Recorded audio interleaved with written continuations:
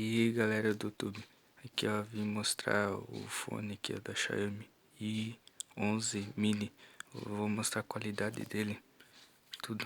Ó, aqui ó, ali a caixinha tá carregada, ó, ele tá vermelho aqui ó. Quando ele fica azul, é que os fones tá tudo carregado, ó. Que ele tá carregado daí, tudo certinho.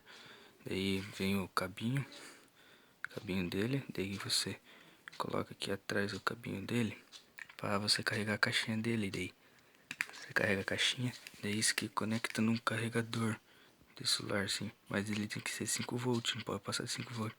Daí coloca na tomada, ele carrega a caixinha, tudo certinho. Daí quando você sai para um lugar, né, que não tem onde carregar, você só coloca os fones e aperta para carregar. Quando ficar azul aqui, ele carregou o fone. Vou mostrar a qualidade dele, do som deles. Vou tirar aqui. Vou pausar aqui rapidinho e já volto. Aqui ó, os fones, agora eu vou mostrar a qualidade dele, do som dele.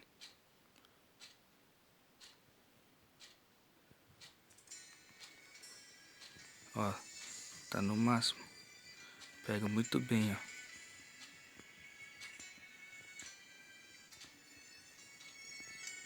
Nos dois lados, pega perfeitamente.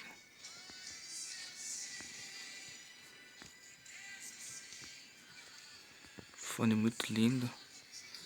Ó, o som dele é muito maravilhoso. Meu, pega muito bom os dois fones. Os dois lados pega bem.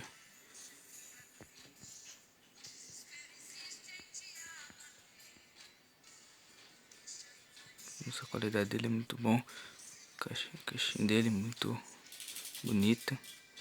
Ó, sem contar o fone lá. Pausar aqui rapidinho.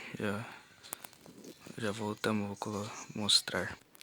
Ele só tirar ele dali da caixinha, ele já reconecta o Bluetooth do celular. Deixa ligado o Bluetooth lá, ele já reconhece e já carrega. Isso aqui mostrar para vocês, pessoal. Uma caixinha linda, Xiaomi i11 mini, perfeita. Vou deixar na descrição o link da onde que eu fiz a parceria, tudo. Vou deixar o número da pessoa. E é isso aí, pessoal. Se inscreva no canal para dar uma força aí, crescer no canal aí. Ajuda, ative o sininho e deixa o like. Obrigado aí. Valeu.